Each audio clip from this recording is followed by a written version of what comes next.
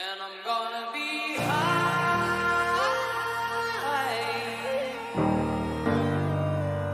I'm a rocket man. Hey. And I'm gonna be. All right, welcome back. Coming to you live from Roanoke, Texas, in my living room with the Roanoke, Texas, a unique destination for dining. Technically North Lake, but nobody knows where the hell North Lake is. Wow, almost dropped in. Came in hot with that almost F-bomb 10 seconds in the pod. Joined by You're hot today. What happened? Anything major? Wow, I was giving you a compliment over here. Ryan Lockhead, sitting across from me, co-host. Ryan, how's it going, bud? You know, it's going pretty good. Can't complain. From the great city of Dallas, you know, very morally impactful and, you know, head on our shoulders. Kind of, you know.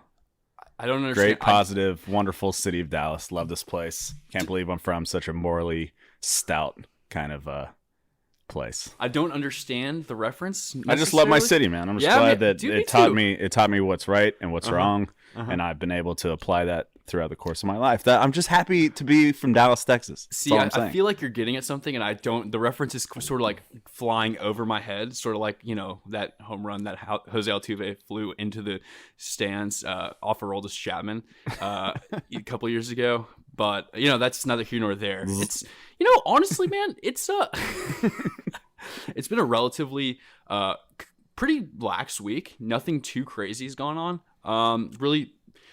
Great week for Houston sports. Not too much to report on the Houston sports front. Obviously, that's not the case. But before we get into my complete state of misery, how's your week been? Classes started again this week.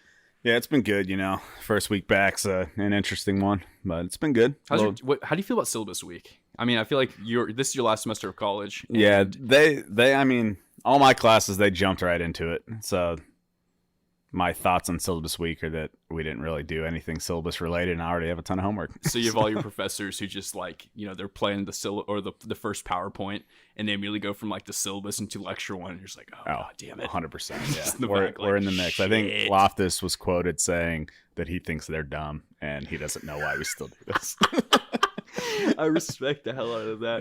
Yeah. Well, glad to hear that your week's been, you know, pretty solid. Could not be me.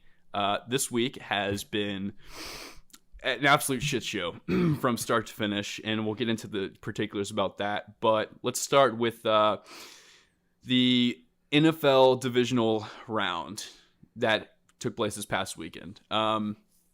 Overall, some pretty good games. Yeah.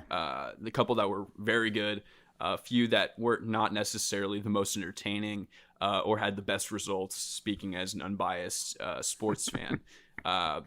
But for the most part, I think it played out how I would say most of us expected for three of the four teams who advanced to the championship round. And the outlier, of course, the team that, you know, if you were doing like a multiple choice test and you had to pick which one of these guys did not belong, process elimination, you're focusing in on the Tennessee Titans, who somehow, some way, just controlled that game against Baltimore and just dethroned the champion. Honestly, yeah. I think that everybody had the Ravens penciled in to the Super Bowl, but I don't know, dude. What the hell just happened? I mean, the Titans came in there with that chip on your shoulder that you hear about so often in sports. The Ravens were fresh off, 2 weeks off, because Lamar didn't even play in Week 17, and he's the cornerstone of that entire team, obviously. They came in there and they did exactly what they needed to do. They let Lamar throw the ball and they limited his running ability. And I thought that was a brilliant game plan. They said, hey, bud, beat us with your arm. We're not going to let you run. Simple as that. And that's what happened. He had like 350 passing yards, but they were all kind of irrelevant. And they were kind of giving him those 10, 12-yard passes over the middle. And it just didn't correlate to an effective game plan for Baltimore, and they could never really recover. I mean, especially after Tennessee got up a couple scores. You see this happening quite frequently. You know, a team looks just untouchable in the regular season, and then the playoffs start, and it's just a different ballgame because you have a little bit more time to prepare, and you can exploit the weaknesses, and you can focus on just one opponent.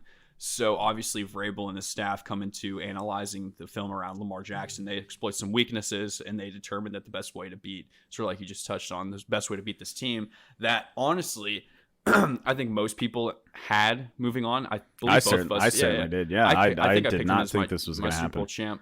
It's that classic, like it's that Michael Vick defense. You know, if you played Madden back when Michael Vick was the GOAT in that game, all you had to do is hit that QB spy play, and Vick's throwing ability was pretty subpar, and they applied that in real time. However, this isn't the last we're going to see of Lamar Jackson. There was a bunch of takes throughout the course of the week where he was like, "Oh, we told you he's not a quarterback," like blah blah blah. I thought that was just ludicrous, and it's just lazy takes. The kid is 22 years old. Yeah, it's like, unbelievable. Let's pump the brakes he had an MVP season, his one bad game, and they're writing him off already. No, this guy's going to be back. The Ravens could probably benefit from getting a better passing option for him. Yep. Who would you even say is his best receiver? Is Mark Andrews, who's a tight end, or like Hollywood Brown, who's boomer bust as it gets, and young, and he was a first round draft pick this year. So I don't know. The real story is that Derrick Henry's awesome. That's the story. It's just coming to the season. You know, I think most sports fans, most big football fans, they kind of sit there, and this is sort of a byproduct of the fantasy draft thing. You sit there and think about your top 5 in each position group. And I'm not going to lie, I didn't have Derrick Henry in my top 5 running backs. And the dude's just unstoppable. He's untouchable. And even if you do touch him, then he just runs right over you. And he's revolutionizing. It's not even revolutionizing. I mean, we went away from this like big running back for a couple of years. Now, like you pay the shifty guy who, you know, is pretty slow to approach the line, but once he hits a gap, he's like a Lev Bell type, exactly. Or something like that. And whereas Derrick Henry is just kind of like, I'm going to truck the shit out of you. Don't stand in my way. He's going to run downhill.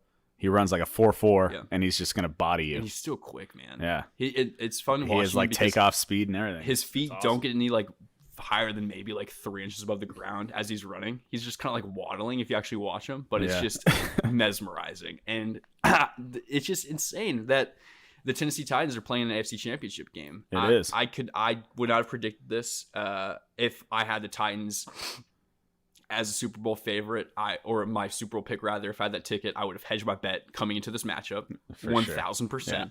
And here we are sitting, and we're gonna be watching the Titans play the freaking Chiefs. I know. What do you make of Ryan Tannehill's stuff that's going around? He's got like 160 yards in 2 games, but those 160 yards were like effective as hell. I think he was excellent in the regular season. Yeah. And now he is doing just enough. Like he has to do just X amount. And obviously like the game plan is designed around that. Right. So I'll be interested to see how they approach it. It's worked in the past. I mean, this approach has worked where you don't need, you know, a top 5 quarterback to win a Super Bowl. You know, the most frequent one the most recent one I can remember really that was popularized was like Eli Manning. Like you don't need the greatest quarterback of all time to win you games. You need him to be clutch down the stretch, and you need him to play mistake free. Trent Dilfer. Yeah, exactly. I mean, Terry Bradshaw was the exact same way. Yeah, the list goes on and on. And Vrabel probably just sat Ryan down and said, "Hey, my guy, I need you to do this, this, and this, and we can win a football game in advance." And he did exactly what he needed to do. He looks like he's all in too. Yeah. They're a fun team. God, they really are. And it sucks because I don't like the Titans. I just just AFC South rivalry and whatnot. Yeah, but I'd say they're the best team in the AFC South for sure. No comment. But no, the Tannehill thing, man, it really worked out. And how shitty do you have to feel if you're Mark? We talked about this last week, but if you're Marcus Mariota, like this has got to be just soul crushing. He's saying all the right things in the media. I think he came out literally this morning and said that he's just happy to be, have a role in the team, blah, blah, blah. But there was one thing they changed. It was Marcus Mariota. Yeah. They just put Ryan Tannehill in, and the entire game plan changed. Everything changed, and they're seemingly unstoppable at this point. We've seen this happen where you have to make like one little pivot and make one personnel change, and it just kind of unlocks a different aspect and facet of your game. We saw this when Alabama won the national championship and they benched Hurts for Tua. Right. And credit to Jalen Hurts, he came out and said the exact right stuff as well. And then he transferred. He was a kid. Yeah, that's true. Marcus, I think you have to. I mean, what are you going to say to like when the media says like, "Hey, so is this championship run? Is it easy as wallet for you? Are you enjoying the ride?" Like, what do you say? No, dude, this fucking sucks. Yeah, you can't say that. You kind of have to be like, especially in the midst of it. Maybe in the offseason, some stuff will come out, and he probably thinks he's a starting quarterback somewhere, so I'm sure he'll bail. But At this point, His play that's says you can't otherwise. say anything else. So that's shocking. I'm with you. I think that this Ravens team's still very good. You got to surround him with a couple more weapons. It didn't help that Ingram was hurt. No. He tried. The props to him for trying, but Yeah. he just couldn't get over that. I think it was a calf or ankle or calf, something down there. But so yeah, it's a bummer. I really like this Ravens team. I like Lamar Jackson. I think he's destined for great things. He's the MVP, so you can't really argue with that. But shocked, absolutely shocked Truly. when this result came through, and I was waiting for like the other shoe to drop. It never did. It was the man. weirdest watch. It was like, all right, when are they going to pick it up here? And it just never came. And I honestly didn't come to this realization until probably about this midway through the second half. I'm like, well, if you have a couple scores up and you have a workhorse like Derrick Henry, and I don't even think workhorse is giving enough credit, but if you have a back like Derrick Henry, you can just chew as much clock as you want and just continue to run, continue to move the ball. They can't stop him. They knew it was coming and they couldn't stop it. And then even when they had the ability to sort of like, stack the box, Tanner would make a play. Mm-hmm. So he threw like a 40-yard touchdown at one point, which was like, I think he threw 65 total yards, and one of them was like a 40-yard touchdown pass. It's like beautiful, cool, man. Everything was clicking. A lot of fun. I honestly disappointed. Just purely matchup. I wanted Baltimore moving on, but I think it's a fun story that Tennessee has, and I think Vrabel. I really like Vrabel. I think he's done a really good job, and it'll be interesting to see what happens next week. But sticking in the AFC,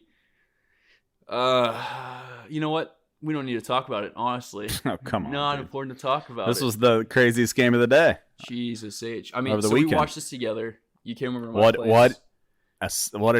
Just an exciting watch that was. Just seeing you so high, then so low, somewhere in between. At one point, you walked out of the apartment.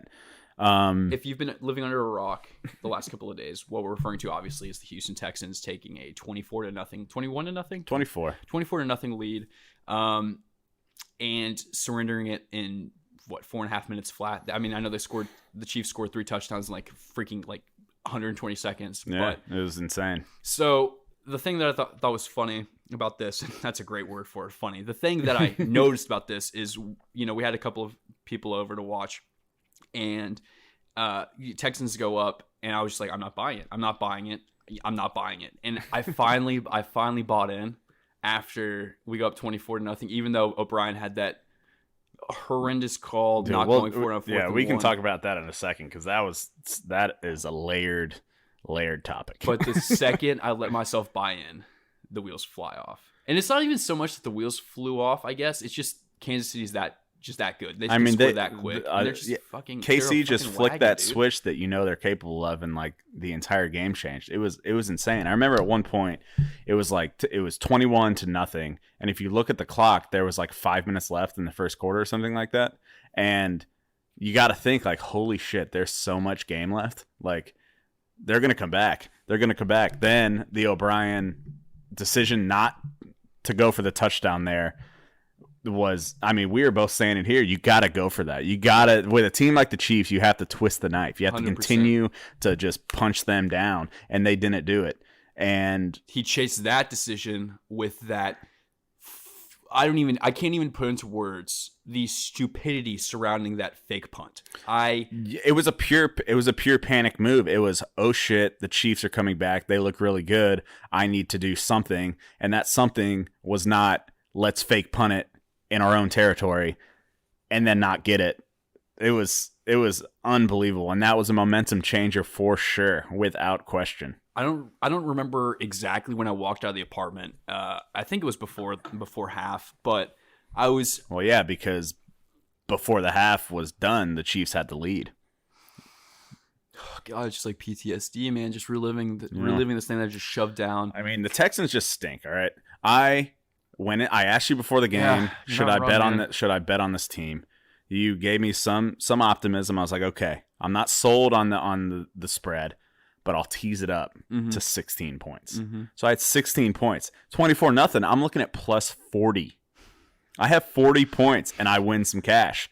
They blew it. They didn't even cover that spread. They lost by 20 goddamn points. Shit, it was unbelievable. This team could not even get the garbage touchdown to just bring it back to like a gambler's paradise or whatever. They couldn't even get that. This team is not good. They're frauds. They stink. And I would hate to be a fan of the Houston Texans. Our starting quarterback had to walk to the sideline after Bill O'Brien. What did he do? He was going to go. He was going to what? He was going to punt on a 4th down. And Deshaun Watson said late in the game, "No, my guy, we need to go for this right now." He had to walk to the sideline and just go like, "What the hell are you doing?" He burned a timeout there. What the hell are you doing? And then we had to burn a timeout because Bill O'Brien and his in-game management is just props atrocious. Props to the TV crew because they had the camera on Bill O'Brien that entire time, and the look on his face completely sold him out. He had no idea what to do. He was stressed. He wasn't managing it well, and he just absolutely blew it. He looked like a deer in headlights. Like, honestly, like I know that's a cliche that gets overused, but you look at him, he's just like, this guy's never coached a football game in his entire life. He had his fucking glasses at the bridge of his nose like he was some intellectual or something, and he's like, no, you have to go for it there. We're on our fucking couch drinking beers. We know that. Where is their guy? I know everybody has like an analytics guy with like a sheet, like a spreadsheet that says, okay, if we're in this situation, statistically, we should do X over Y. Where's that guy? Honestly, they don't have it. I bet he walked up to O'Brien and was like, hey, Bill. He's like, shut the fuck up. Go sit down on the fucking bench. You don't know nothing. Nerd. This is football. This is football. And it's just, I would like to say I'm shocked. But I wasn't. I was laughing. Like in the 3rd quarter, I'm laughing while this is going down. I'll tell you what I did at halftime, though. Yeah. Or not even at halftime. Put some money on the Chiefs. Chiefs money line, down 24. They came all the way back, baby. That was the best win ever. Luckily for that, I am not totally mad at the Texans, but and that speaks to a greater point that it just wasn't believable even when they were up 24. Right. It's like, this team still feels like they're going to blow this. They're frauds. They're fraudulent, man. And the Chiefs are that good. We're underselling how good the Chiefs are. Once Mahomes clicked, it was clear why he's the best quarterback in the NFL. Because everything just started clicking. Kelsey was playing awesome. That guy is electric. Yep. I know he's not your favorite, but he played his ass off. Man. Everything every mistake the Chiefs were making in the first quarter, dropping passes, overthrowing people, it all dissipated quickly. You knew that was going to happen though, because all the mistakes were just nervousness, I think. Yeah. And being in this position, it's Arrowhead's it's got to be pretty daunting to play there. And the mistakes were like, muffed punts, or not even overthrown balls, just like straight up dropped passes. Just mental mistakes that you knew once they got settled in and, their offense started humming along, which was going to happen at some point. I didn't think it would be that quickly and that rapidly when it first happened. But once the ball got moving, it did not stop. Our defense had no answers. I guarantee you that the CPS producer who was like, we need a JJ cam, kind of raiding that in, because anytime they put the camera on him, the dude was just sucking wind, like on all fours or just hands on knees, just like hyperventilated because he could not get off the field. That defense could not get off the field. And the offense played fine. Outside of that first quarter, I think we scored 7 more points. Yeah. But Deshaun Watson looked fine. Offense looked okay. That first quarter was amazing. It was one of the most fun times I can recall watching Houston Texans football. You got a whole 10 minutes. I was so happy. Exactly. But the problem is, and I think this is where Bill O'Brien kind of got confused. He thought once we get to the divisional round, as long as we win the first quarter, we win the ball game, right? He's walking off the field at the end of the first quarter, just like pointing out to the crowd, like, we did it, boys. We did it, Super Bowl champs. And his assistants are like pulling back, like, no, Bill, we have 3 more quarters. He's like, oh shit, I only game planned for the first quarter. My bad. It truly seemed that he didn't know how to coach with a lead. Like, he just didn't know how to do it. Because, where does it go wrong? Like, throughout the process, there's you give up that many points in such a short amount of time. Mm-hmm. You got to think where did it go wrong? Like, what was the moment? It must have been the fake punt, right? Where the wheels just completely fell off. If that goes correct, or if that goes right and you convert there, I think even if, typically these coaching decisions, it's like, if it doesn't go right, you just absolutely tar and feather the dude. But if it goes right, you're heralding him as the next great mind. But even in this case, if Bill O'Brien had converted, or the Texans had converted that fake punt, I would have still been like, what the fuck are you doing? You are in your own territory. The Chiefs are starting to gain a little bit of momentum. Like, just don't do that. Just punt the goddamn football. Dude, it wasn't even close. The Chiefs knew exactly what was coming. It seemed that kid tackled the shit out of him. Yeah, and they were like, he made a great open field tackle. I'm like, the dude, like literally, to his credit, I don't know the special teamer, but he saw what was happening, sniffed it out, made a nice tackle. But it's not like it was an ingenious play. Like we've seen this play run dozens of times over the last couple of seasons. It's just, if Andy Reid had done any bit of scouting, he would have been, or his special teams coach would have been aware that, hey, they might try to pull off some tomfoolery here. Just be looking out for this. Literally, this it takes one guy to tell this one special teamer, hey, just look out for this guy. They usually do that. And Bill O'Brien probably thought he was a fucking genius. She was just like, just like sat there, just like it was just the mistake was just it was compounded with the fact that he refused to go for it inside their own territory to put the game a little further out of reach. It just like the decision making process is unbelievable. You know what the worst thing about Bill O'Brien, in my opinion? The butt chin. Well, okay, that's 1A. But the thing is, if you're a bad coach, you can't also be a dickhead.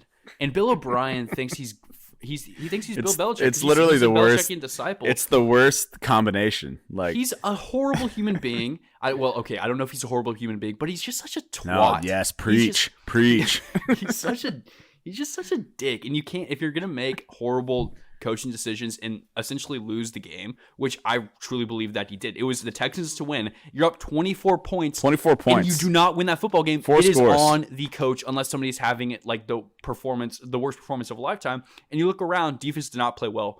Romeo Crennel should be fired after that performance. But Bill O'Brien lost that game. Dude needs to go. The problem is the Texans live and die by Bill O'Brien because he's the general manager and the head coach. Just pay Watson $100 million and let's just run it back, dude. He's a dictator. And like not one of like the cool dictators, like just like an inept piece of shit dictator. Who's a cool dictator? I'm not gonna list off who I think are the cool dictators. I think you're just a little fired up, but I don't. In the history of the world, has there ever been a cool dictator? I remember that Hugo Chavez guy. He's got just kidding. redact. I don't actually believe that. Not a cool dictator. He wears skinny jeans and has like exactly. He's gonna like drinks like trendy coffee. He's gonna send your family to the gas chambers, but at least he's gonna look stylish doing it. Jesus Christ! No, man, Bill O'Brien sucks. Like, dude needs to go. Romeo Crennel needs to go. The Texans owner Cal McNair needs to do something because, what do you hang your hat on? Like, congrats, you win the AFC South, 4 out of 5 years. But guess what, dude? One of your biggest rivals is playing this weekend. They beat their team. And their team is better than the team that beat you. And you had 24 points up on this team. It's inexcusable loss. I'm tired of bitching about it. Texans suck. Burn it all down. Plus 16 I had, Jesse. I'm sorry. Plus 16. I'm sorry. So many points. It's so many points. Okay. Yeah. I didn't think that it would be this bad. It's all good, man. I didn't think I became the biggest. I did not think it could possibly be this bad. And this is Houston sports for you, man. They just they take your misery and just compound it. They know that they fucked you last week, but they say, haha, hold your beer, or excuse me, hold my beer. We're going to just double down on that misery and make it that much worse for you because we like living in this constant state of sadness and despair and heartbreak. Welcome Houston Texans, everybody. Let's take a quick break and we'll be right back. Okay, just to cover my own ass, for any potential law schools listening to the pod, I do not believe that any dictatorship is a morally sound one. It's what we in the biz called satire. So I have that on the record. Wicked cool. All right. So that's AFC, NFC games. Ryan, run the point on this. Tell me what I need to know about the San Fran, Minnesota game. Not much, except that San Fran is who we thought they were. They came out, they looked awesome, and Minnesota stinks. They just didn't live up to the hype at all. They had maybe one, not the hype, but they didn't live up to the challenge of a divisional playoff game like we thought they would not. They were terrible. Yeah. They had one good play, which was the Diggs which we touchdown. Both saw. So you took me to the Londoner in Colleyville to watch Liverpool and Tottenham, which was excellent. Just great experience. You know, I'm not a big EPL guy. That was a shitload of fun. We stayed to watch the first quarter of the Minnesota-San Fran game, and we walked out of the bar right after the Stephon Diggs touched like that blue pass. And I was like, holy shit, Minnesota might do this. And like, I turned off the game. They certainly didn't. Turned it back on when I got home about 25 minutes later. I was like, oh no, these guys suck. These guys suck. They just suck. That's all there is to it. And San Fran came out. They look like the best team in the entire league, probably. They're the most balanced team, the most complete team. And they took it to Minnesota. They did what the Ravens should have done to the Titans. They came out as a team that had a bye week. They were prepared. Kyle Shanahan had them ready to go. Jimmy G played well. Everything was clicking. Everything was looking perfect. And they beat a inferior team. And they're on to the next one. Yeah, they look phenomenal. I can't say really much more than that. They I think we both had them in the Super Bowl coming out of the NFC, just because the NFC coming into this was obviously a little weaker than the AFC, in my opinion. Just because I feel like the AFC was a little bit more top heavy in that you had the Ravens and the Chiefs, who I both thought are better than any team in the NFC besides San Francisco. And that came to pass.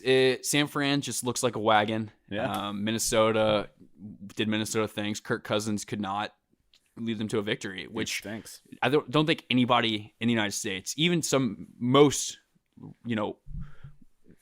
I would say most Minnesota fans were probably like, a little hesitant about that. Like, I mean, he's our guy. He's our franchise quarterback. But do we really think that he could lead this team over San Francisco in San Francisco? Fuck no. No. Come on. If you are a rational sports fan, which that's sort of an oxymoron because sports fans are not rational and they cannot think rationally, as evidenced by basically my entire life. But if you actually bought into Kirk Cousins being the answer to, Shanahan and Jimmy G and this, very well balanced San Francisco team. Yeah. I think you were just of delusional. I got a few friends from Minnesota and they were blowing my phone up with Kurt stinks. We knew he stunk.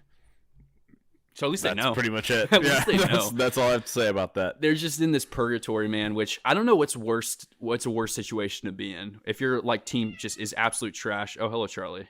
What's up, bro? If your team is absolutely trash, like 2-14, we're talking like Bengals territory. Would you rather be the Bengals or the Vikings, knowing that your ceiling is a divisional round appearance? I'd versus knowing that you have the number one draft pick going into this. It's year. hard to say because they're always in contention, and they're literally just like a better quarterback away from maybe being pretty damn good. They have weapons, They have a good defense, but their quarterback stinks. Have you ever liked Kirk Cousins? No, I can't say I have. I don't think I've ever believed in him. When all that franchise tag drama with the Redskins was going on, he just is who he is. What's wrong with him? What is he missing? What? He just doesn't have the look, man. As simple as that. It's so weird. You can see him and you watch him that's not a top 5 guy. Yeah. There's just something about him that just does not exude his whole confidence. demeanor. He's like a dweeby looking dude. He doesn't exude confidence. He doesn't. I can't imagine he hangs out with anybody on the team. I'm sure he's not a big locker room presence. Nah. He probably gives his rah-rah speeches and everybody kind of looks at him like, all right, Kirk. He pissed off both of his 2 receivers in the early parts of the season because he wouldn't throw the freaking deep ball. Yeah. So, and you don't see the greats getting questioned by their wide receivers ever. It just doesn't happen. It does not happen. But Minnesota stuck with him, and it is what it is. And initially, I thought that when they signed Kirk and got rid of Case Keenum, and I've said this a million times before. Before you continue, do not you say a single disparaging comment about my guy Case Keenum. No, please continue. I thought that it was you're just swapping one thing for another. I didn't think that pure excellence in an absolute man rocket with Kirk Cousins. Yeah, you're wrong on that. You're wrong. You're goddamn. Case Keenum is a saint. And dude, that's what I'm trying to say. He literally is no better or worse than Kirk Cousins is. He's better. You're right. Case Keenum has a better Minnesota moment in the playoffs than Kirk Cousins does. He freaking has the Minnesota Miracle in his back pocket. That's true. Literally, the next season they just get rid of him. You kidding me? They did my guy dirty. They did my guy so dirty. For a guy that's exactly exactly the same. I think they got their comeuppance, honestly, just dissing my guy Case Keenum like that. Did he go to Houston? Yeah, I went to University of Houston. Yeah, of course he did. Where is this Case Keenum love coming from? Yeah, Case Keenum, former Houston Texans, great. He should have been our guy. He had his cup of coffee with the Texans. We talked about the Texans. Didn't win too many football games, but is winning the most important thing? Question has to be asked. Wait, you said didn't win that many football games, referring to the Houston Texans, who already don't win that many football games. So at least I could be happy while we're losing these football games, knowing that they're lost by a guy who I enjoy. Yeah, so Deshaun Watson, something to be said for that. Mr. Slippery Shoes. Okay, the Deshaun Watson thing that's a conversation for another day. All right, so the other NFC game, Green Bay and Seattle, man, this game was probably the best game of the weekend, in my opinion. It was. Yeah, I'd have to agree with that. It had two hard-hitting veteran quarterbacks who've both been there before. Green Bay got up pretty big early, but Russell Wilson managed to literally grit his way back. And in the end, it was the lack of a running game that kind of screwed them. I thought that they utilized his arm and his running ability to the utmost potential. It was cool. It would be like 3rd and 3. And it'd be like, all right, Russell, you need to run for this because we have Marshawn Lynch, who is awesome, and I love him, and I'll forever protect my chickens because of him. But he's well past his prime. So the story here is that Rodgers looked awesome. Yep. Their offense looked awesome. Devontae Adams is a top 5, 6, 7 receiver in the league. And they surprised me, honestly. I called them underrated all season, and they got to the divisional round and did not look underrated at all. It makes me rethink my NFC Championship pick because I'm not completely sold on the fact that the 49ers are going to roll the Super Bowl at this point. I think they have a real test in front of them next weekend. I agree. I have to ask real quick before we move on. Pete Carroll, are we sure he's as esteemed as everybody makes him out to be?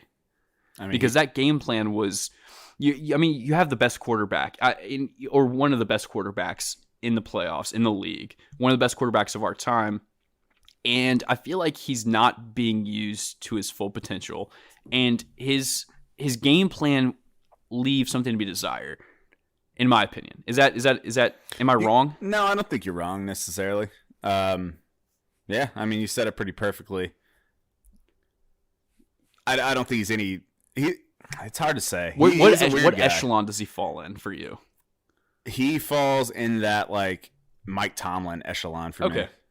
Okay. He's right up there. He's won a Super Bowl. He's been there. He's been around forever. I feel like anytime he should have another one, but you're talking about like a half decent coach like this, you bring the conversation back to the fact that they won a Super Bowl, which it's. So I do the same thing. Would you rather have Mike McCarthy or Pete Carroll? I'd rather have Pete Carroll. Okay. Would you rather have Mike Tomlin or Pete Carroll? I'd probably go Tomlin myself. What about you? I'd have to really think about it, but it's tough. I'd probably go Tomlin as well. It's tough. Would you rather have Andy Reid or Pete Carroll? Fuck, that's a tough one. Yeah, so he's right in the conversation, and he's not the worst coach. You would certainly rather have him than Bill O'Brien, like that. And I'm not trying to trip you. I'm really not trying to like throw it in your face. Defecation than Bill O'Brien. I think the Carroll criticisms can be a little harsh at times because I thought they ran a fine game plan last weekend. It was on the back of Russell Wilson, which is what you want. And I think if Chris Carson's in that game, it's a completely different game. That's true. So, I wasn't sold on the glaring hole that was Chris Carson's absence, but it was evident. Yeah, and that's the thing. I don't think you said the offense geared towards and was their game plan was Russell Wilson, go to Russell, but I don't think they used him enough, honestly. Just watching that game, I think that they could have leaned on him a little bit more because he's not the type of guy who's going to shy away from the big moment. Right. He's not going to be like, hey, coach, we're running too many passing plays, we're running too many quarterback RPOs or whatnot where I have the ball in my hand when it's 3rd and 3. But I still think they did not go to him enough. I don't know why that is. I just watching the game, I was like, I disagree with this game plan. I like Pete Carroll. I think he's a fun coach, but I think he gets a little bit too much credit sometimes. I don't know why that is. I guess it's because we're in this like really weird NFL coaching situation where it's obvious who the hegemon is. It's obvious who the best coach in the league is, and there's just like a lot of guys like who are you have to drop down a little bit to analyze. Hey, who's number 2? Who's 2 through 7 here? And the conversation. There's a handful of guys that you could pick and plug. And he's probably in that. He's probably in that conversation. He's 2 through 7 for sure. But I feel like he's regarded as one of the top minds, or maybe not top minds, but like one of the best coaches in the league. And I don't know. I think they should have probably come out with that game. Honestly, like the Chris Carson thing, that sucks, and you can't really game plan to lose one of your most viable offensive weapons. Right. But at the same time, it is what it is. It happened, and you have to game plan better. Yeah, I do agree, and I don't know. There's got to be somebody else out there than Marshawn Lynch. I thought that was a weird signing. I thought was trying to create greatness out of something that is so clearly gone. It makes sense for like casual football fans. If you're a casual football fan, you look at that and be like, fuck yeah, that makes so much sense. Like Lynch is back. The Seattle fans who were, they simply like to, reminisce about the good times. They were probably like, yeah, this is awesome. This is really great. Like, let's run it back.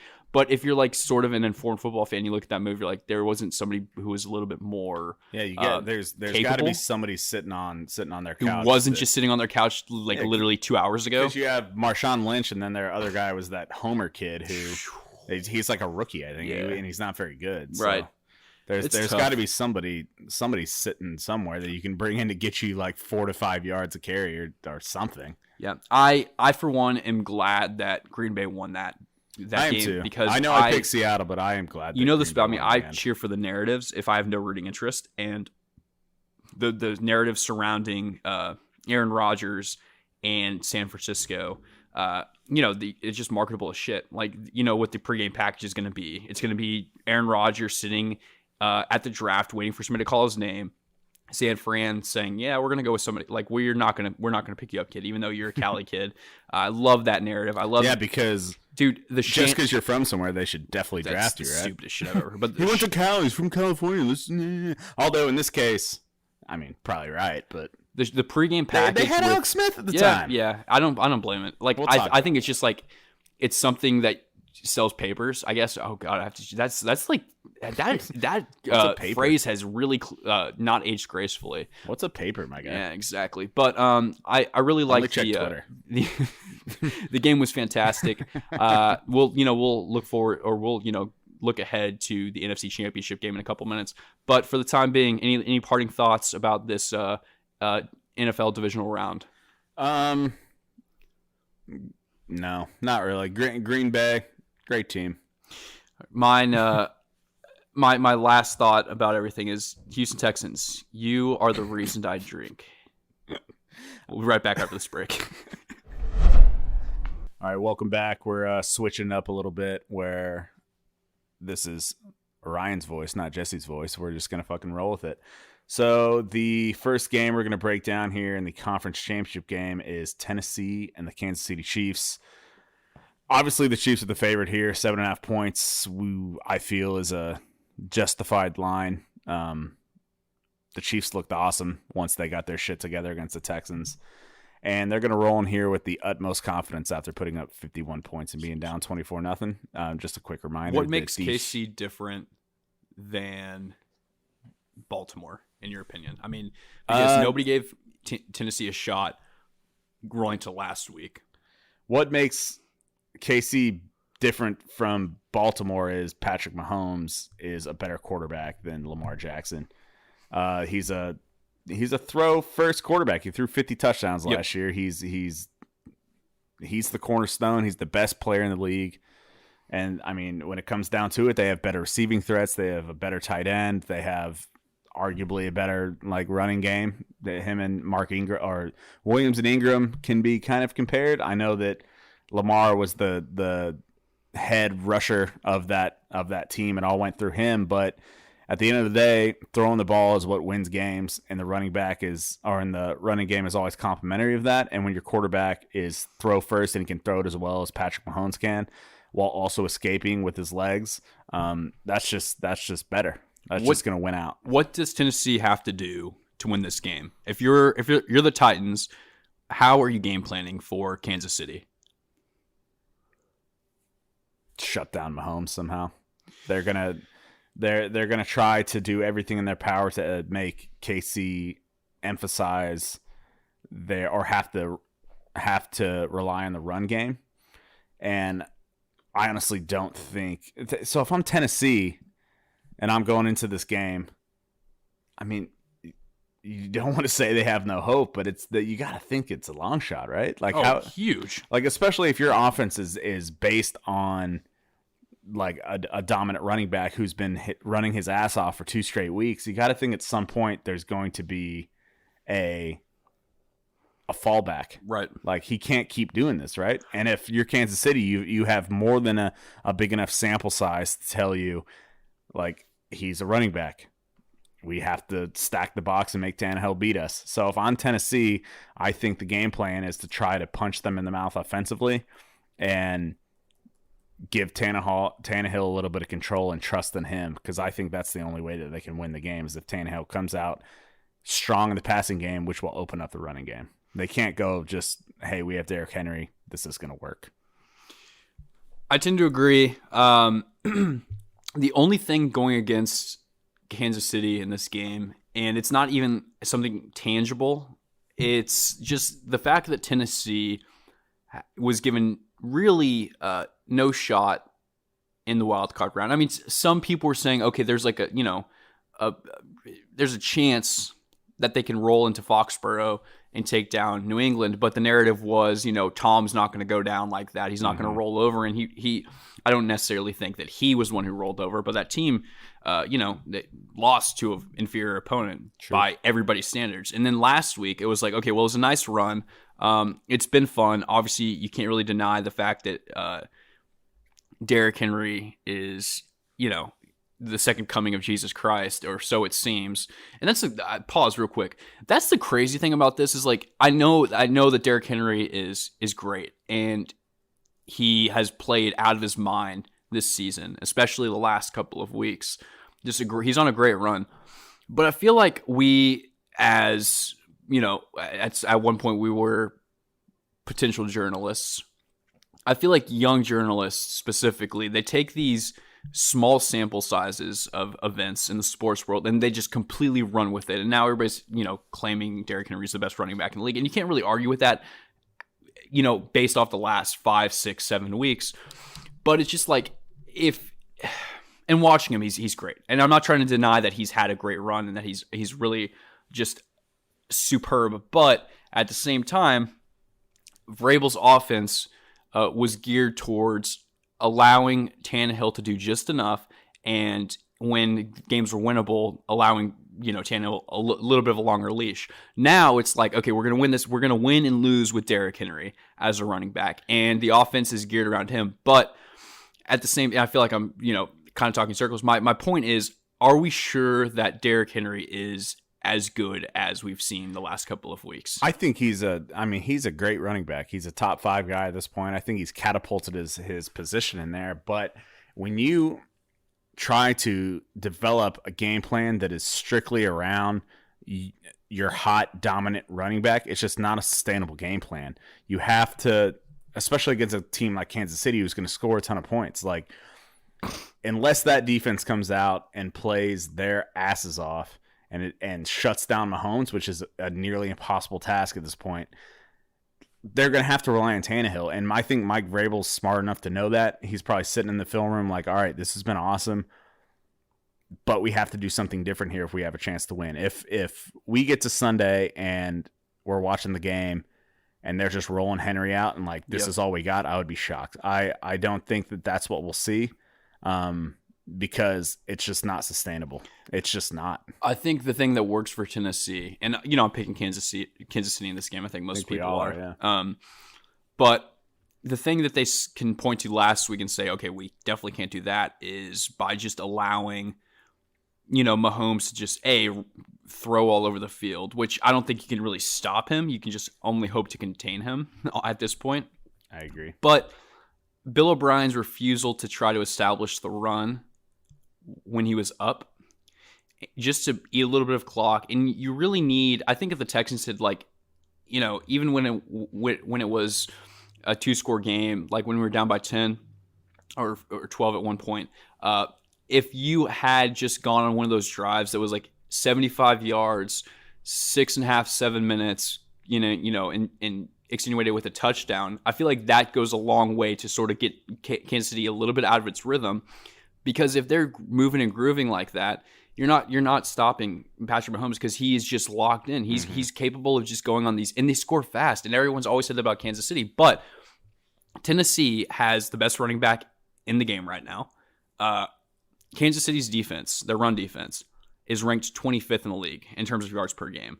Wow. So if you can just sort of stick to your guns, play your game, don't get rattled by the fact that Kansas City is going to put up numbers quick, and you take that like 55-yard touchdown on the opening drive, and you say, okay, we're not going to change anything that we're going to do. We're going to play our game. We're going to play smash mouth, hard-nosed football. We're not going to make Ryan get out of his comfort zone. We're going to let Derrick Henry run the ball down their throats, and you go on one of those 6.5, 7, 8-minute drives. I think it could do a lot to maybe make them relevant in this game and allow them to stick around. I don't think there's any way that they can hang with Mahomes because we watched it last week. It was just clinical. Yeah, I think that's a proper take. I think that's exactly. I mean, if their goal is to stay relevant and stick around, that's fine. But what happens when they do that 6-7 minute drive, and then KC gets that stop, they kick a field goal, and then KC goes back down, and it's 14-3. Yep. Then what? So if the goal is to stay relevant in the game, that's one thing. But if you're trying to win, I think you got to come out with something not entirely different, because Henry is the cornerstone piece, and he's what the offense has been running through. But you have to give Ryan Tannehill a little bit more freedom to throw the ball around. You can't just rely on Derrick Henry here. It's just not sustainable. I know they have a bad run defense, but unless Henry comes out and it's like, all right, we're going to give this a shot, same thing, go out there and run, and he just mashes people and he can do it, that's fine. But we know that Casey's going to score, and we saw it with Lamar Jackson last week when the Titans got up early. He was forced to throw it. The run game isn't the most practical way to score points. I think Tannehill is going to have the game of his life on Sunday if they want to win this game. Yeah, the entire Tennessee Titans team will have to have the game of their life. The defense, the offense, everything. So obviously we're both going KC. Tiebreaker. Yeah. What's the final score? Final score for me, 34-17 KC. I don't think it's that close. 34-17. Mm-hmm. Okay, that's 17 points. Yeah. Damn. So you're not buying any of Tennessee's capabilities of hanging around with this team, which I get. And I for one should agree with you because I saw what Kansas City did to Houston last weekend. That offense is just insane, but I feel like the X factor outside of Ryan Tannehill is Andy Reid's collapsing in the playoffs, and I think this team is too damn good to lose to Tennessee Titans. But at the same time, I think you have to factor that in a little bit because history tends to repeat itself, and stereotypes exist for a reason. When you think of Andy Reid, you think he's a stereotypically terrible playoff coach, or not terrible playoff coach, but he's prone to make that one or two mistakes. He hasn't crossed that exactly that hasn't threshold. Won the ship. Yeah. Okay. I'm gonna go Kansas City, 28-17. All right. So I'm going. I'm not nearly as in on the blowout as you are, but if Tennessee goes down by 2 or 3 scores and they're forced to throw the football, then it could get really dicey really quickly. And you could see KC run up the score and just drop another 50-burger on the Titans. Although I think Mike Vrabel his guys will not let 50 points be scored in the AFC Championship. That's why I went with 34. I think that it'll be one of those games where, like you said, the Titans are kind of sticking around. Only squids allow their teams to score, or allows their defenses to surrender 50 points. Not pointing any fingers, Bill O'Brien. But, okay, let's go NFC. I think this is a much better game. I think this is, sure. And I am so excited for this game. This is why I said I wanted Green Bay to beat Seattle last week, and because I like Seattle, I think they're a fun team. There's a lot of really good young talent there, and Russell Wilson is obviously Russell Wilson, does Russell Wilson things, but I wanted to see Aaron Rodgers back in the NFC Championship game.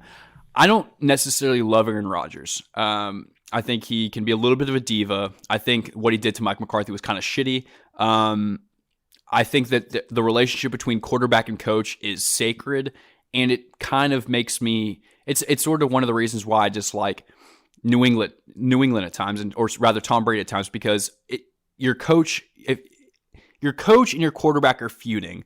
I think your team has a ceiling.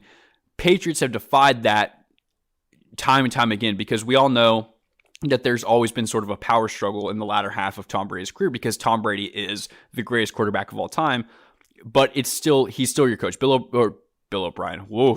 Tough, the dude. polar opposite. Bill Belichick is your coach, and he's the greatest coach of all time. So when you have the greatest of all time, on the coaching side, greatest of all time on the quarterback side, who takes control of that situation? Who's the alpha? Who's the beta? It's just two alphas in a room winning Super Bowls, man. That's all it is. Shit. That worked out really well for them. And now you talk about this in New England, which we don't need to get into, but with the coach-player relationship, and I want your take on this because you're a sports guy as well, don't you think that top talent should still be servile to a top coach? It depends. I think it's a personality thing, and when you're at the top of the game, like Aaron Rodgers and Mike McCarthy were, like Bill Belichick and Tom Brady for that relationship. Easy does it there. I heard it. He said, I remember my first beer there. Bill Belichick and Tom Brady were. Let's go. I'm gonna come back, cut that audio, and replay it here. Are currently doing. It's two elite human beings for one, and two elite sports minds, and two elite, especially quarterback coach. It's like these two guys are the pieces that are the most valuable in the entire team. And if they're in a system that's been working for years and years and years, there has to be collaboration. And I don't know what went wrong with McCarthy and Aaron. I don't know like the specifics. Maybe they just didn't get along in the end. But it's a work relationship. Both people are at the top of the game, and they both make a lot of money, and the stakes are as high as they're ever going to get. So they have to find a way to collaborate as one. When it becomes a power struggle, they're two alpha guys playing an alpha male sport. They're not going to succumb to the yes, coach. That's fine, coach. This is professional football. And they're grown ass men as well. And they're grown ass men, and they're making a ton of money, and they have input. They're the ones on the field. It has to be a collaboration. It can't be like some old school. Like, I think here's my jersey, coach. I think Rodgers did McCarthy dirty. He got a different head coach, Matt LaFleur, who's done a pretty good job. It's their first you get rid of McCarthy and they're back in the NFC Championship game. There has to be something but there. It might just be the novelty, though. It's just like they haven't rubbed each other the wrong way just because it's a new relationship. I don't know. And unfortunately, we have such a small sample size with Aaron Rodgers because his last long-term head coach he kicked out of town. So, and he's had LaFleur. Do you think that Aaron Rodgers is such like a talent that the coach has? If the coach is the head, he runs the team. Do you think that a coach going in to deal, like essentially they're dealing with personalities? So a coach has to go in knowing that this guy can be a little diva, and he kind of has to be bigger and like maybe take some L's along the way to achieve the higher goal. Not necessarily let him do whatever he wants, but if this guy is the guy that you're building the team around, he has to be treated a little bit differently, and you have to you have to figure out a way to make that relationship work. Yeah, but I feel like if you start, you give a guy an inch, he'll take a foot. And with Aaron Rodgers, if you give him an inch, he'll take a foot, and you lose the locker room. And next thing you know, you're getting fired because you can't handle that locker room. You can't handle a personality like Aaron Rodgers. You can't argue with his success. I think Aaron Rodgers is one of the most talented quarterbacks in the league, and he's one of the more talented of our time. I don't think there's been sort of this backlash sidebar with Aaron Rodgers, and people are like kind of downplaying his accomplishments just because, the lone Super Bowl and whatnot. But I still think you can't deny that Aaron Rodgers will be regarded as one of the best quarterbacks of all time. Yeah, he's definitely in the conversation. He's a top 10 guy, in my opinion. I don't know. I think that if he wins another Super Bowl this year, it catapults him into that you can't say shit type category, but Yeah, I don't know. I think that Sunday will be a lot of fun. I think that LaFleur's done a hell of a job. Like you said, they're back in the championship. This Packers team is a lot of fun. Aaron Rodgers obviously doing Aaron Rodgers things. I think Rodgers to Garoppolo. This is one of those matchups, though, in my opinion, when it's close like this, or although Vegas does not think it's close, but when it's a close matchup, which I think was, it was 7.5? 7.5, yeah. Which is insane to me, just insanely high. If I had to guess, I would probably go 4.5, 5. Yeah. But then you have to go from the top down, and you start with coach, quarterback, offense, defense, and strictly based off the coaches, I think you'd rather have Shanahan than LaFleur, and you'd rather have Rodgers than Garoppolo. Yep. What's the biggest football game Jimmy Garoppolo's ever played? This is it. Right. This is his third. No, it's his second playoff game. I mean, I'm just saying. So that's where the disparity creeps in for me between the two. And you're taking that. I mean, that's why in the end I'm taking the Green Bay Packers in this game to upset just straight up 49ers. Not the points, not taking the points. You're going straight up. I'll probably bet both just to do it. Sure. But yeah, I mean, I think the Green Bay Packers will rely on Aaron Rodgers' experience. I think he's a better quarterback, and I think this is a huge moment. This is a big game, and Jimmy G just hasn't been there before, and I value experience. And I want to touch back real quick, briefly, my last thought on the coach quarterback relationship. Yep. At the end of the day, we live in 2020, modern society, this crazy new era of athlete where they are divas, and it's player empowerment. You see it across sports, whether it's right or not, whether it's what we want or not, it's what's happening. And I think that the next generation of coach has to be able to assimilate to dealing with these big time personalities. More evident in the NBA, obviously, right? But it's going to creep into other sports as well, especially football. Shit, man, you just let the coaches or players coach themselves and see how that goes. Like it's not gonna go well, but like everything, you just have to adapt, and whether that's right or not, that's just what's happening. So okay, I don't know. It's why when the Cowboys were hiring a new head coach, when they hired Mike McCarthy, I thought that was a mistake. I thought that they should have gone younger, like with a more modern, in touch offense, to where they're in tune with these things that these guys want to do, like social media, like these big brands that they've built now. It's a time that we've never seen in professional sports before, where they have so much going on outside of the field that it is about more than just managing this player on the field in the locker room. You have to be able to rein these people in. Sure. And sometimes there's outliers like the Antonio Brown shit, but sometimes it's too much is what I'm trying to say. But I don't think Aaron Rodgers is in that echelon as being too much. I just think he's kind of an asshole. I agree. If you're a head coach, you are the player's boss. You've managed people before. Right. We've talked about this. It's a tough line to toe when you're trying to decide how comfortable you can be with your employees, with how friendly you can be with your employees without actually being their bud and their pal and their friend. You have to be I don't know how you decide where you draw the line, but I think with some of these younger guys, it's like say a Lincoln Riley walks into the Cowboys locker room.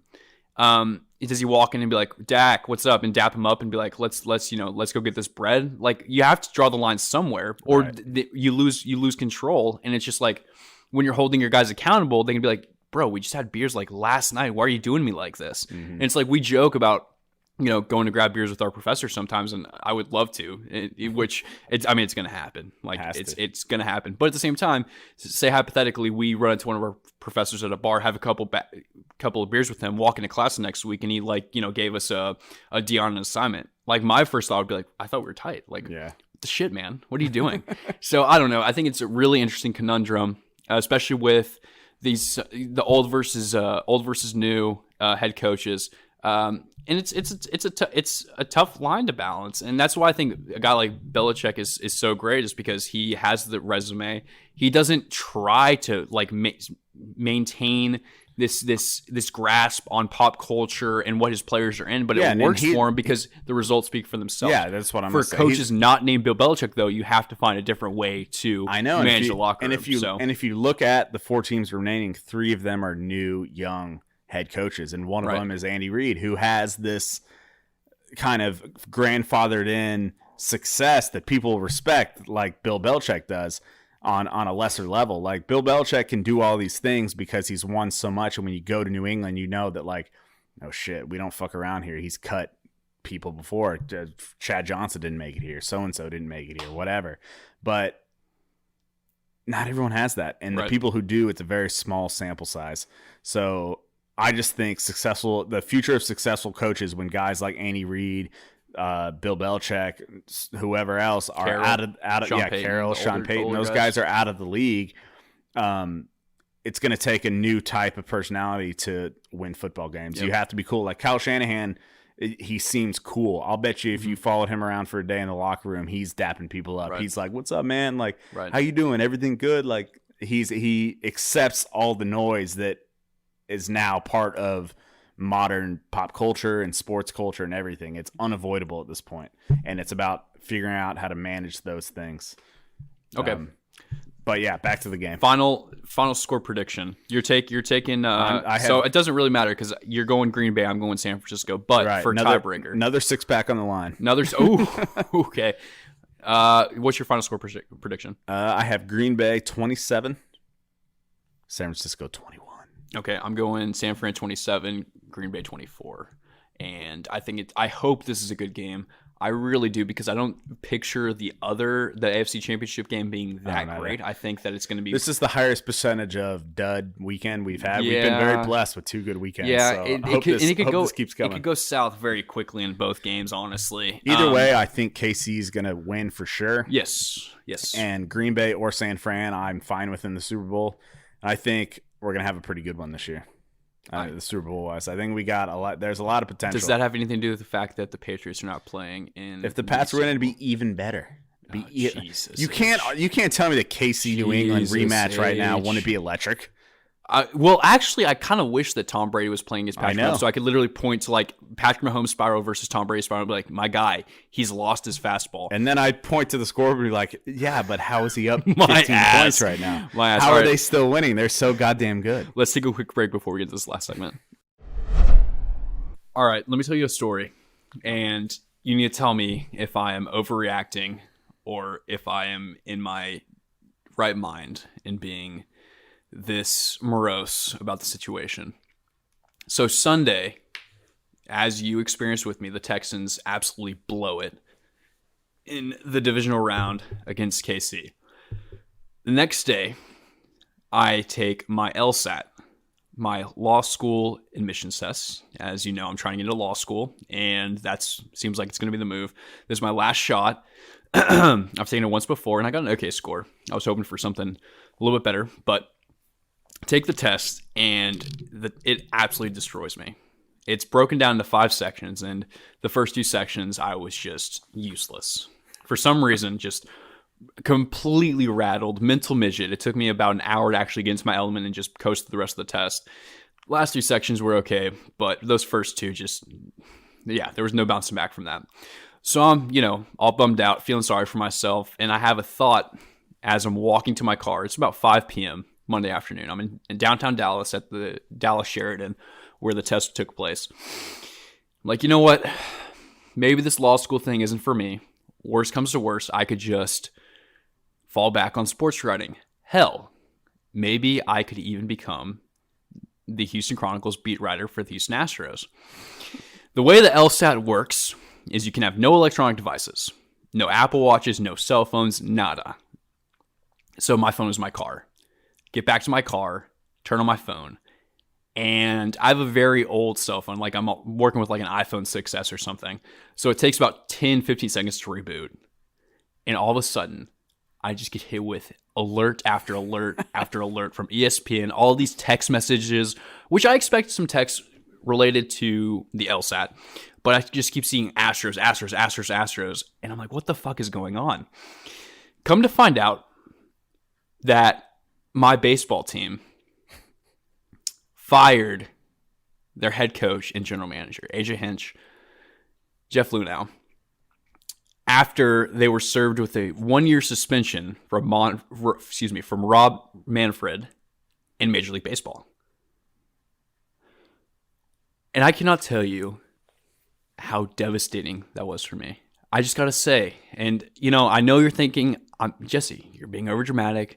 Like, sack up. You're being a little bitch boy. No, I don't think you're overreacting at all, which was the question. If my team that I love so much and that I've cheered for my entire life. See, I thought you were going to be supportive here. Reached the pinnacle of sport, and it was probably the best sports moment you've ever had in your entire life.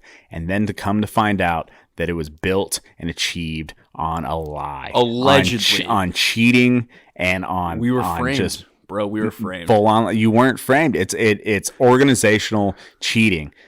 It's abysmal. It's a shame to the sport. It's a disgrace. It's a disgrace to the sport. Baseball's already on the decline as far as viewership goes, and this kind of shit just damages it even further. All joking aside, and that's the legacy. This entire catastrophe related to the Astros, and for those who don't know, the Astros, who won the World Series in 2017, were accused of cheating by using some sign stealing methods, I guess.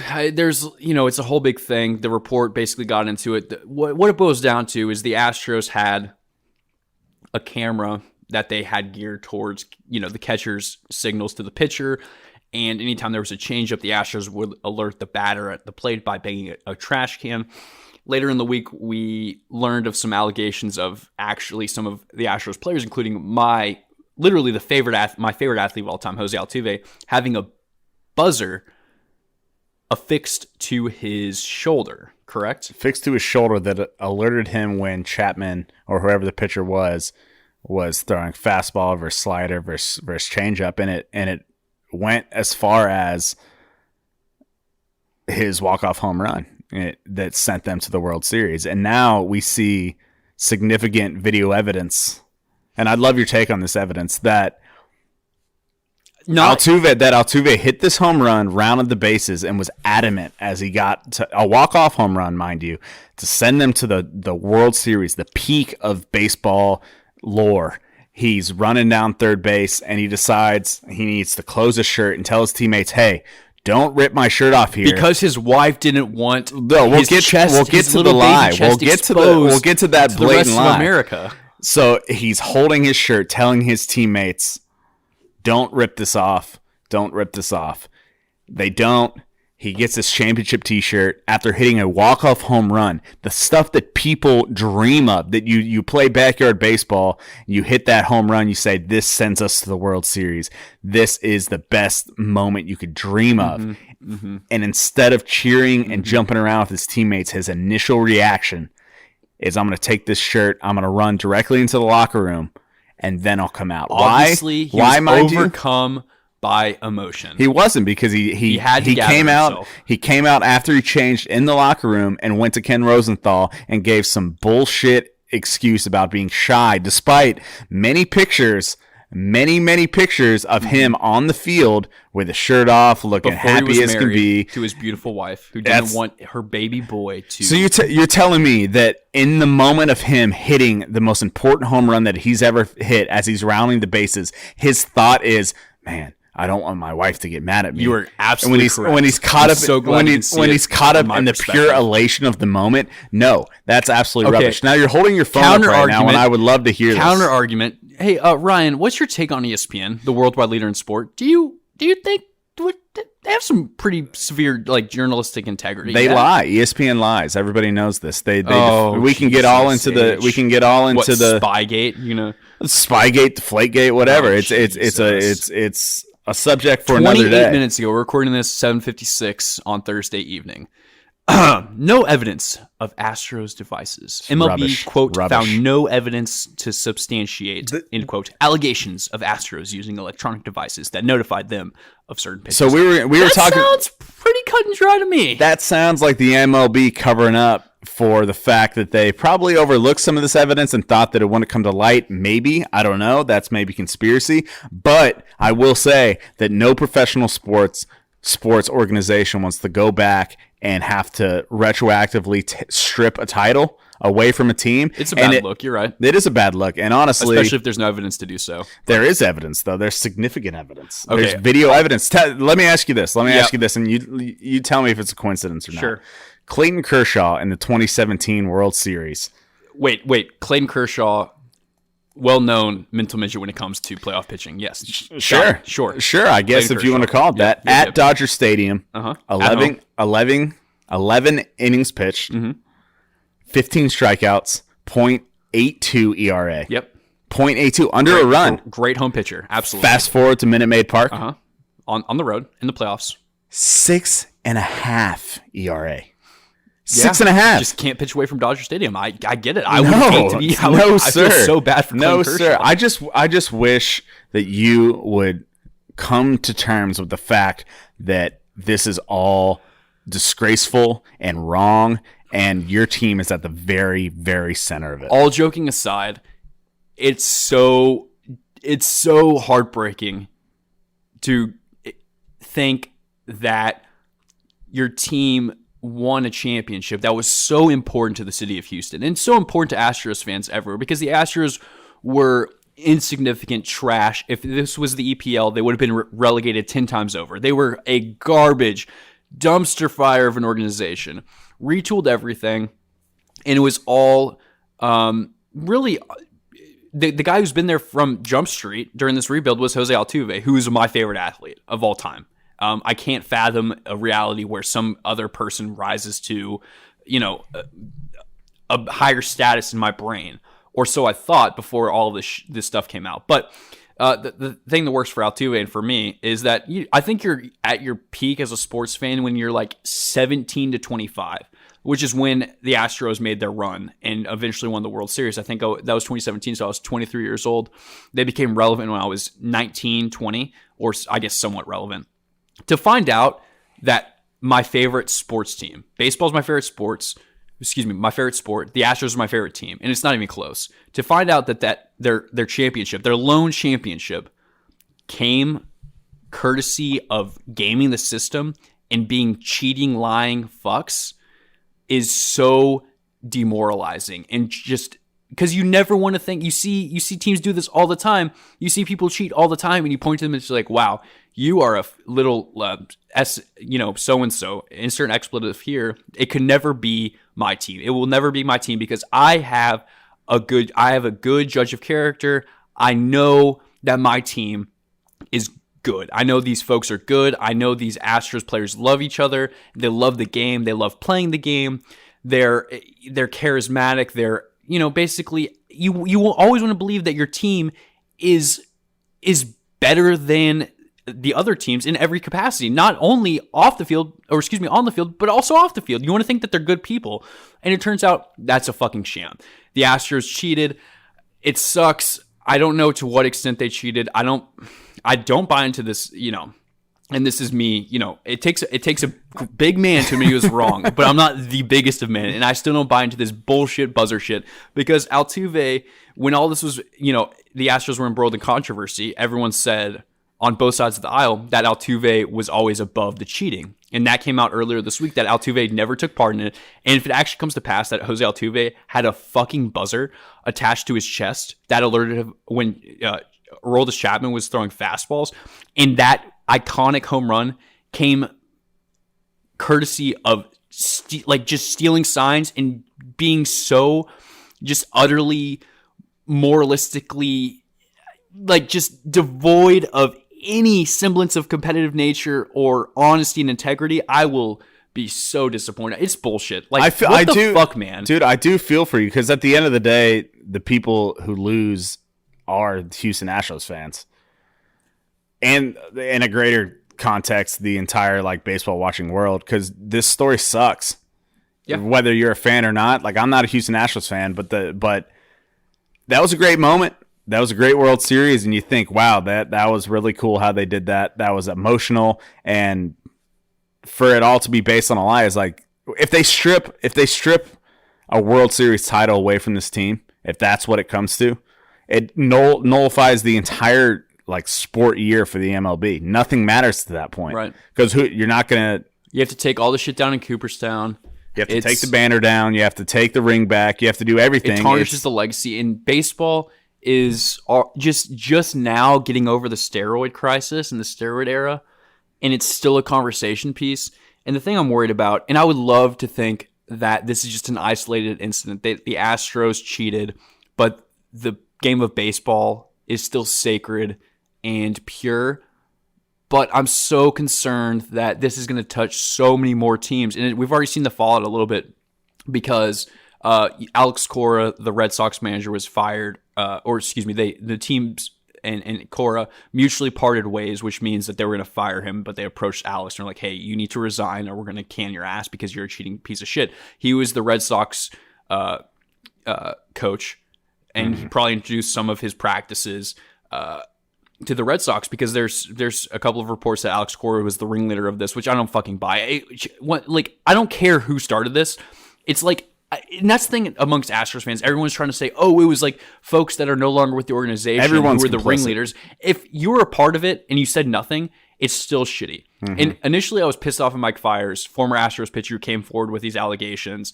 And I was pissed off because he was being a whistleblower piece of shit, and he was, basically nullifying the sanctity of an MLB locker room and just acting very out of character and whatnot.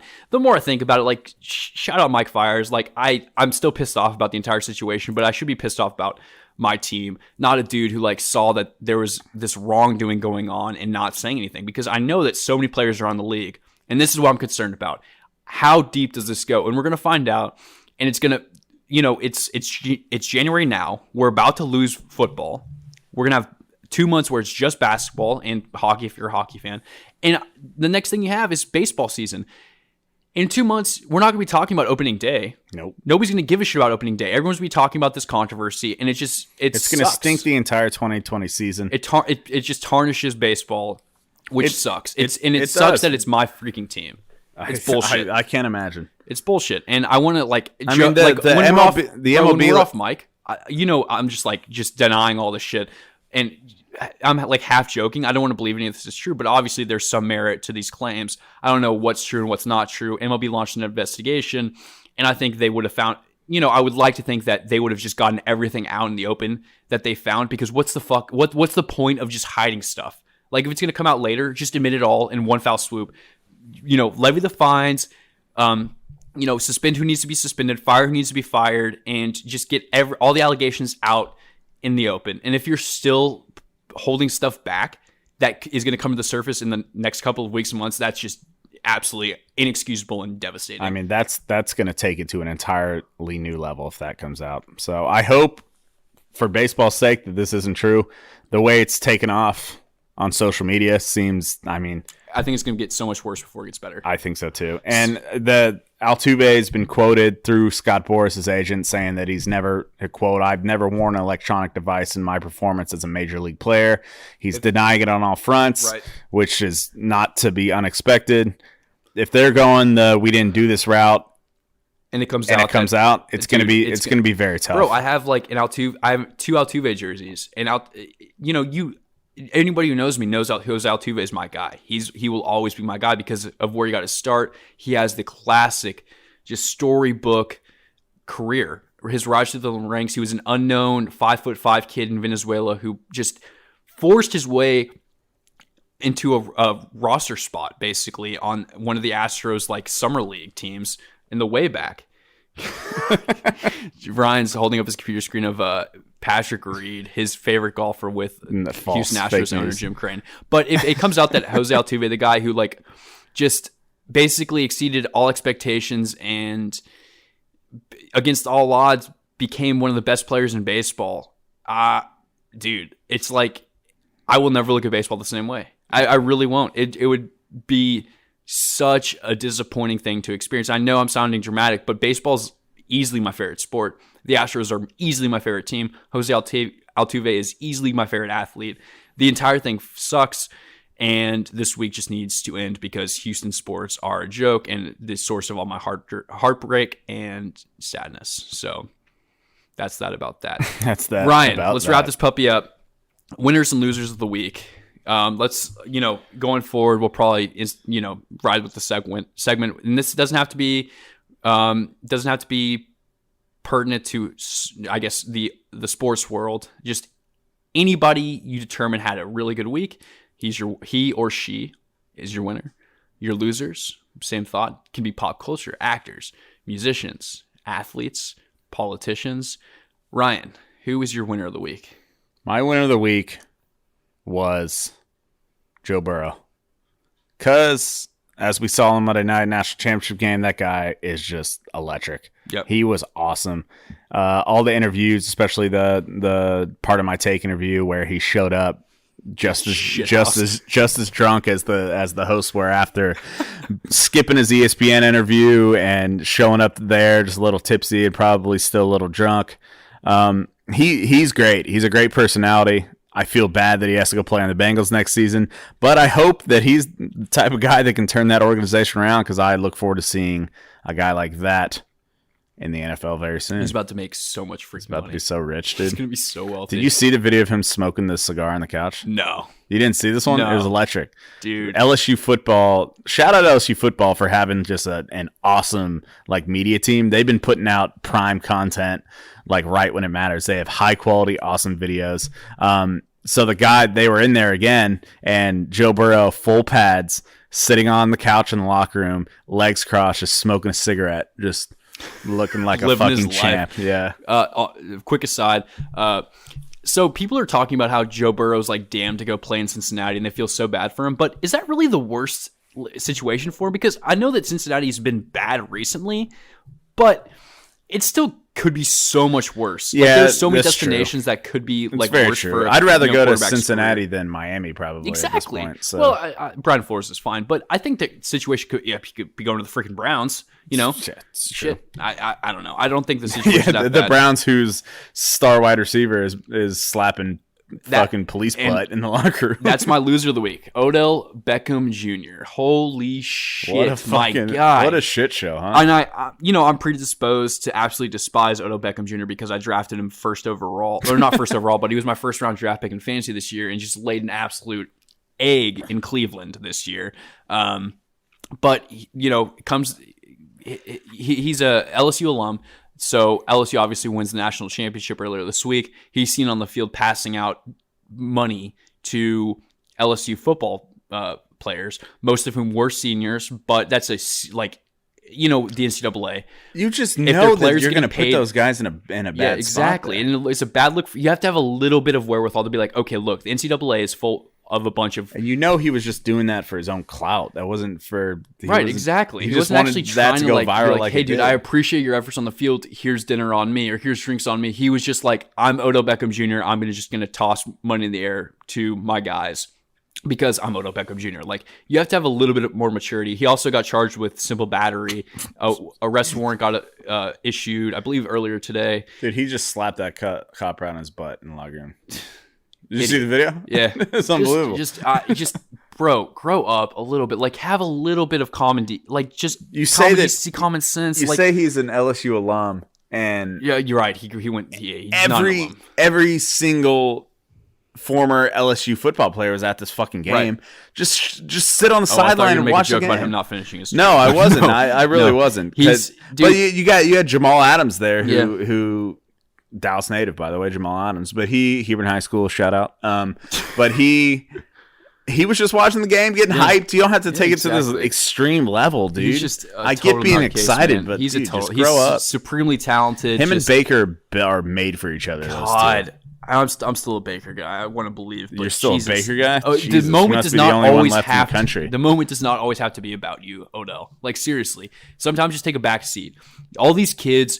This is the best night of their life. Several of these kids will never reach this level of success again for their entire life. When they're on their deathbed in 60, 65, 70 years from now, they will look back to this night. Maybe just stay in the stands and stop being so self-possessed that you have to make everything about you. And I'm not trying to basically shit on anybody's parade. And I'm sure Odell was stoked or whatnot. But you did absolutely fucking nothing to assist this team in getting the national championship. Act like you've been there. Oh wait, he's never won shit. Yeah, the story should not be Odell Beckham Jr. It should be about my winner for the week, and I'm just going to jump right into this. Nice segue there, my guy. Ed Orgeron, the king of Louisiana. Literally, stock has never been higher. Dude can do no wrong. Everybody. When it first got announced that Ed Orgeron was going to LSU to be their head coach, I thought it was a joke personally. He had a nice little stint at USC as an interim. They were just, when it came time to make a hiring decision, they were like, this guy, this Louisiana Blumpkin? No, absolutely not. We are not hiring him. They dismissed him. He winds up at LSU as their head coach, and a former SEC powerhouse that, LSU has always been like relevant, but never in the same conversation as Alabama, at least not, recently. And it worked out. Yeah. It worked out better than you could ever imagine. Dreamed of being the head coach of LSU. He made that dream a reality, won the national championship, beat Dabo Swinney in the finals. It's awesome. I love Ed Orgeron. I don't think anybody, if you dislike Ed Orgeron, you got a big old poop in your pants. That's what you have. Big old fucking poop, because he's great. He loves his guys. Yeah. He loves Louisiana. He's just a good. He's a good old boy. You can't hate him. Who's your winner of the week? My winner of the week? Yes. You already give me your winner. My loser though is, I hate to do it to you, man, and we don't really have to. Don't you dare elaborate here, because we already touched on it, but it has to be the city of Houston, Texas. Not only are they like the fourth most popular major city in the state of Texas before this weekend, you probably go, Dallas, Austin, San Antonio, Houston at that point. But that's neither here nor there. that is absolutely here and there. The fact that you just put Dallas above Austin. All right, we'll go Austin, Dallas, San Antonio, Houston right there at the bottom. And honestly, I might even throw Fredericksburg in there before Houston. I just got never a searing headache. But you just gotta feel for the residents of Houston, man. Their team gets embarrassed on national TV on Sunday, giving up a 24-0 lead to the Kansas City Chiefs. Then you turn right around, and their beloved Houston Astros are just a bunch of cheating fucks who probably got everything they deserved and probably deserved more. It's just, you hate to see it, man. You just truly hate to see it. Will you give me 20 seconds? Stay on the mic. Just stay right here. Dallas would never do this. Keep it rolling. All right, he's walking to the fridge. He opens it up. He's pulling out a beer. He doesn't get me one. Classic Houston native. Here's to you, Houston, Texas. Thank you for ruining my life. Well, that's all we have for tonight's episode. I'm going to go drink myself into a stupor. Not actually, because it's Thursday night. I'm not that much a degenerate. But, Ryan, we should probably be recording sometime early next week, talking about these championship games, looking ahead to the Super Bowl. And, any closing thoughts, my guy? Just disappointed in our city neighbor, Houston, Texas. Oh, my God, I hate you so much. All right, you're done. We'll catch you next time. Go Tigers.